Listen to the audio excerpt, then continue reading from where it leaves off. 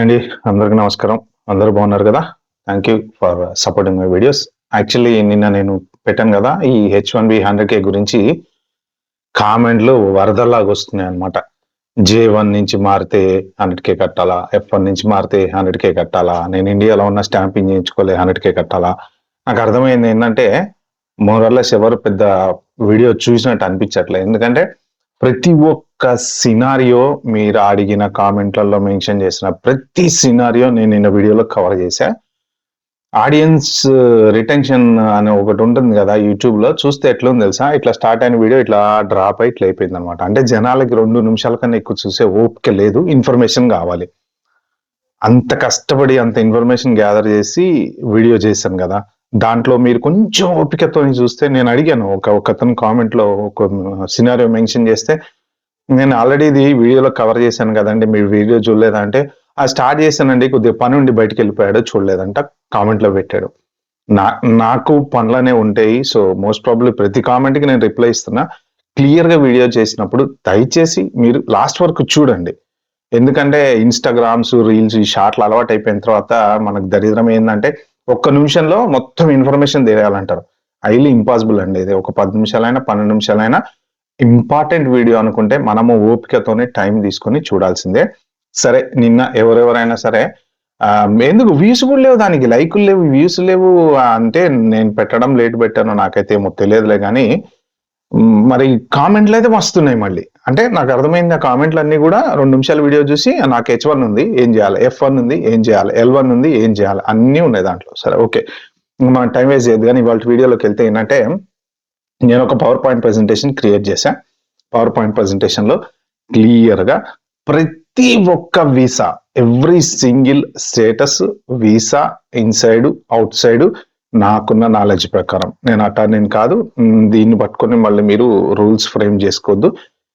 నాకు తెలిసిన నాలెడ్జ్ కేవలం ఫర్ ఎడ్యుకేషనల్ పర్పస్ నేను షేర్ చేసుకున్నా. అట్లీస్ట్ ఈ వీడియో అన్నా మీరు చివరి వరకు చూస్తారని చెప్పి నేను నమ్ముతున్నా. దయచేసి చూడండి. నేను చాలా కష్టపడి పవర్ పాయింట్ ప్రెజెంటేషన్ చేశా, దీనికోసం చాలా టైం స్పెండ్ చేశా, అంత ఇన్ఫర్మేషన్ గ్యాదర్ చేసి. అట్లీస్ట్ నా కష్టాన్ని మీరు గుర్తించి ఒక లైక్ ఇవ్వండి. చూసిన ప్రతి వాళ్ళు ఒక లైక్ ఇస్తే, లైక్లు ఎక్కువ వస్తే, ఈ వీడియో నలుగురికి చేరితే అందరికీ యూజ్ అవుతుంది. ఎందుకంటే ఇందులో అన్ని సినారియోస్లు ఉన్నాయి. ఇండియాలో ఉండే వాళ్ళ గురించి, యుఎస్ లో ఉండే వాళ్ళ గురించి, ప్రతి ఒక్క scenario I have covered very well. Okay, let's get it the power point presentation. Power point presentation లోకి వెళ్ళే ముందు నా రిక్వెస్ట్ మీకు ఏంటో తెలుసు కదా, సబ్స్క్రైబ్ చేసుకున్న వాళ్ళు ఉంటే చేసుకోండి. వీడియో మాత్రం నచ్చితే, ఆనెస్ట్ అనిపిస్తే, జెన్యున్ గా మీ ఫీల్ అయితే మీరే నలుగురికి ఫార్వర్డ్ చేయండి. Okay, thank you. Now power point presentation లోకి వెళ్దాం. ఫస్ట్ మనము ఎవరు పే చెయ్యక్కర్లేదో అవి చూద్దాము. సో జనరల్ సినారియో, ఇప్పుడు ఈ పర్టికులర్ స్లైడ్ ఉంది కదా, who will not pay 100K inside US అంటే మీరు అమెరికాలో ఉన్నటువంటి వాళ్ళు, petition filed before September 21st or after. మీరు ఎప్పుడైనా సరే, ఈ 21st September మొన్న వాళ్ళ ప్రొక్లమేషన్ డేట్ నుంచి మళ్ళీ నెక్స్ట్ ఇయర్ కానీ ఏదైనా ఎప్పుడైనా సరే మీరు యుఎస్ లో గనక ఉంటే, ఓకే, మీ వీసా టైపు H1 నుంచి చేంజ్ ఆఫ్ ఎంప్లాయర్ కానీ, లేకపోతే F1 టు H1 వస్తున్నా కానీ, లేకపోతే L1 టు H1 వస్తున్నా, J1, what ever visa type మీరు ఏదైనా కానీ చేంజ్ ఆఫ్ స్టేటస్ మీరు H1Bకి గనక వెళ్తే, providing you are in United States, ఈ పర్టికులర్ టైంలో గనక మీరు స్టాంపింగ్కి వెళ్ళిన ఇండియాకి మీకు 100K వర్తించదు. సో మీరు 100K కట్టాల్సిన అవసరం లేదు. అన్ని రకాల వీసాలు, ఓకే, మళ్ళీ ఇది H1 ఉంది, F1 ఉంది, L1 ఉంది, అని ఏ వీసా అయినా సరే మీరు H1 కి చేంజ్ ఆఫ్ స్టేటస్ అప్లై చేస్తే, ఇది క్యాప్ ఎగ్జామ్ట్ కానివ్వండి, లేకపోతే ఇంకొకటి ఇప్పుడు నెక్స్ట్ వచ్చే 2026 నేను అన్ని కవర్ చేస్తా ఫర్దర్ డౌన్.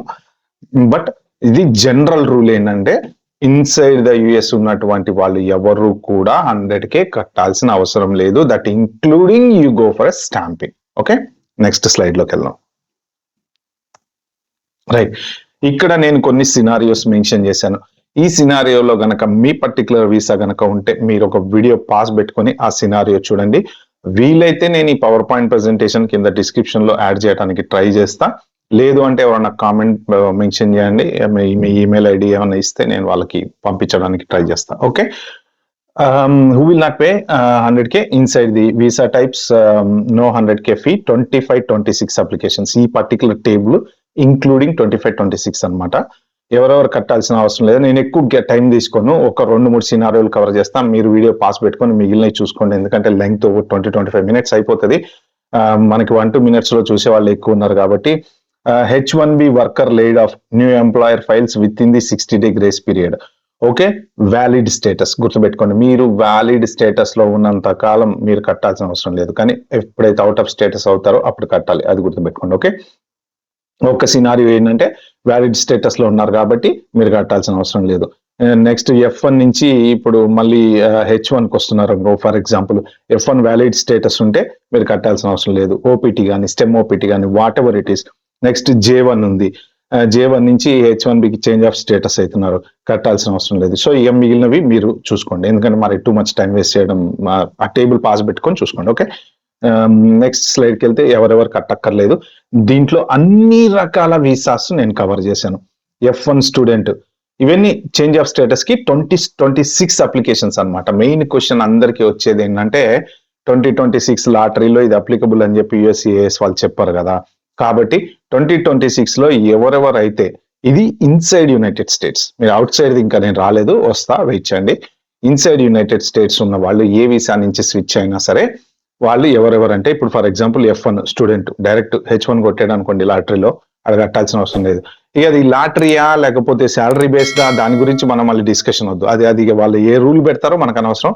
H1 అనే మాట్లాడుకుందాం. మళ్ళీ శాలరీస్ ఎంత సార్, అది సార్, ఇది సార్ అని మళ్ళీ కామెంట్లు అడగండి, అది నాకు తెలియదు, ఇంకా రాలేదు రూల్. ఓకే, ఓపీటీ నుంచి H1కి వెళ్ళినా, H1B కరెంట్ ఎంప్లాయర్ నుంచి మళ్ళీ వేరే ఎంప్లాయర్కి వెళ్ళినా, లేకపోతే మీరు ట్రాన్స్ఫర్ అయినా, అమెండ్మెంట్ చేసుకున్న, L1 నుంచి H1కి వచ్చిన, J1 నుంచి H1కి వచ్చిన. సో దీంట్లో నేను ఈ ఎక్సెల్ షీట్ లో మోర్ ఆర్ లెస్ చాలా వరకు మెన్షన్ చేశా. దాంట్లో ఏదైనా సరే మీకు రీజన్ కూడా పక్కన బాక్స్ లో రాసా. ఏదైనా సరే మీరు 100K కట్టాల్సినటువంటి అవసరం అయితే లేదు. ఓకే, సో మీరు ఓకే చేసుకొని ఇది పాస్ పెట్టుకొని ఈ పర్టికులర్ సెక్షన్ లో మీ వీసా ఉందా లేదా చూసుకోండి. ఓకే, ఈ ఎవరు పే చేయక్కర్లేని దాంట్లో జనరల్ సినారియోలో కొంతమంది అవుట్ సైడ్ ద యుఎస్ ఉన్నటువంటి వాళ్ళు చాలా మంది కామెంట్లలో మెన్షన్ చేశారు, సార్ నాకు 2024లో H1 వచ్చింది, నేను స్టాంపింగ్కి వెళ్ళలే, నేను డబ్బులు కట్టాలా, నాకు స్టాంపింగ్ అయింది, నేను అమెరికా రాలే, ఇప్పుడు వద్దాం అనుకుంటున్నా, డబ్బులు కట్టాలా.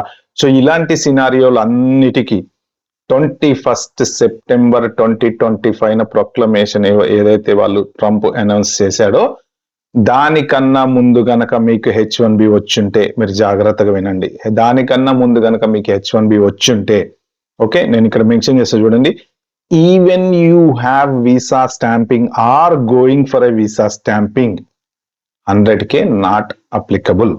ఓకే, మీరు కట్టాల్సిన అవసరం అయితే లేదు, క్లారిటీగా చూసుకోండి. ఓకే, ఇంకా మీరు నో క్వశ్చన్ అనమాట. మీరు H1 అప్లై చేశారు, 2023 లాటరీలో అప్లై చేశారా, 2024 లాటరీలో అప్లై చేశారా, లేకపోతే 2025 మొన్న లాటరీ, ఇప్పుడు మొన్న ఈ ఇయర్ లాటరీలో పిటిషన్ ఇంకా ఎప్రూవ్ అయింది, స్టాంపింగ్కి వెళ్ళాలి, ఏదైనా సరే 100K అప్లికబుల్ కాదు. ఇప్పుడు ఇండియా నుంచి కొత్తగా పిటిషన్ వేసే వాళ్ళకి అప్లికబుల్ అవుతుంది, అది నేను ఇప్పుడు నెక్స్ట్ చెప్తా. సో మీకు దీంట్లో అయితే క్లారిటీ వచ్చింది కదా. ట్రావెల్ రెస్ట్రిక్షన్స్ మీకు ఏమీ లేవు, అమెరికా రావడానికి 100K కట్టి రావాల్సిన అవసరం లేదు. హ్యాపీగా వెళ్ళండి, స్టాంపింగ్ చేయించుకోండి, రండి.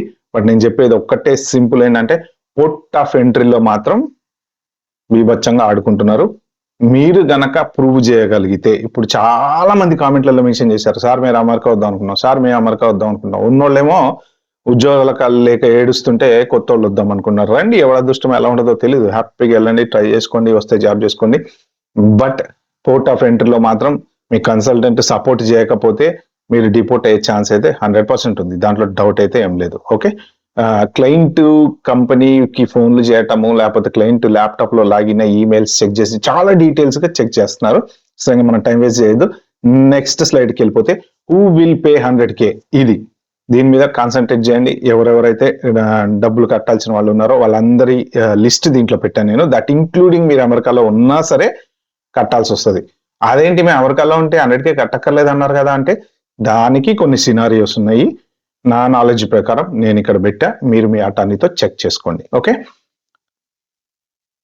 Petition filed after 21st September 2025. మొన్న ప్రొక్లమేషన్ డేట్ ఎప్పుడైతే సైన్ చేశారో ఆ డేట్ తర్వాత నెక్స్ట్ ఇయర్ లాటరీ వరకు ఆబ్వియస్లీ మనం H1B అయితే ఫైల్ చేయలేము. బట్ ఇవి ఉంటాయి కదా, మన క్యాప్ ఎగ్జామ్ట్లు ఉంటాయి కదా, క్యాప్ ఎగ్జామ్ట్లు చేస్తుంటారు అనమాట డాక్టర్లు, ప్రొఫెసర్లు ఎట్సెట్రా కొన్ని, లేకపోతే ఇంకా వేరే ఏమన్నా ఆప్షన్స్ ఉంటే అలాంటివి ఏమన్నా చేసుకుంటూ ఉంటారు. కాబట్టి ఆ H1B లాటరీ కానీ క్యాప్ ఎగ్జామ్ట్లో కానీ ఎవరైనా సరే 21st September తర్వాత, దట్ ఇంక్లూడ్స్ ఇంకా వచ్చే నెక్స్ట్ ఇయర్ 2026 లాటరీలో ఇప్పుడు ఎవరైనా H1 అప్లై చేసుకుందాం అనుకుంటున్నారో అలాంటి వాళ్ళు ఎవరైనా సరే అవుట్ సైడ్ యునైటెడ్ స్టేట్స్ కనుక మీరు ఉంటే ఓకే, మీరు 100,000 కట్టాల్సి వస్తుంది. ఓకే, ఇది next year 21st September 2026 12:01 AM లోపు అప్లై చేసినటువంటి H1 పిటిషన్స్ అన్నిటికీ ఇప్పుడున్న రూల్ ప్రకారం ఓకే అన్నిటికీ మీరు డబ్బులు కట్టవలసి వస్తుంది. $1,00,000 అంటే అది మీరు కడతారా, మీ ఎంప్లాయ్మెంట్ కడతారా అనేది పక్కన పెడితే ఎంప్లాయరే కట్టాలన్నమాట యాక్చువల్గా. ఓకే, మీ ఎంప్లాయర్ మీ పిటిషన్ ఫైల్ చేసేటప్పుడు 100K గవర్నమెంట్ కట్టి ఆ రిసీట్ అటాచ్ చేసి పిటిషన్ ఫైల్ చేయాలి. ఇది నాకు తెలిసిన knowledge. I could be wrong again, but అది ఓకే. కాబట్టి ఇది very clear. Outside United States after September 21st, even next year లాటరీలో వచ్చినా, మీరు క్యాప్ ఎగ్జామ్లో వెళ్ళినా 100K మీకు అప్లికబుల్ అవుతుంది. కాబట్టి కొత్తగా ఎవరైనా అమెరికా నెక్స్ట్ ఇయర్ రావాలి అనుకునే వాళ్ళు ఎవరైనా ఉంటే మాత్రం కొంచెం ఇబ్బందే. బట్ గుడ్ న్యూస్ ఏంటంటే దీని మీద 2 పిటిషన్లు ఫైల్ అయినాయి కోర్టులో. సో వాళ్ళు ఏమి చెప్తారు అనేది మనకి ఇప్పటిదాకా తెలియదు. కానీ బట్ ఒకవేళ ఫ్యూచర్ లో గనక ఇప్పుడు వాళ్ళు ఛాంబర్ ఆఫ్ కామర్స్ వాళ్ళు కూడా వాళ్ళు ఫైల్ చేశారు కదా, అసలు ట్రంప్ కి రైట్ లేదు, ఇది కాంగ్రెస్ తీసుకోవాల్సిన నిర్ణయం, వాళ్ళు ఎట్లా తీసుకుంటారు $1,00,000 H1 మీద వేసే ఇది లేదు అని చెప్పేసి. సో ఒకవేళ గనక పాజిటివ్ గా వస్తే అప్పుడు దీన్ని తీసేస్తారు. ప్రస్తుతానికి ఉన్న రూల్ ప్రకారం మాత్రం $1,00,000 కట్టాల్సిందే. మీకు దీని మీద క్లారిటీ వచ్చి ఉంటది కదా. నెక్స్ట్ స్లైడ్కి వెళ్దాం.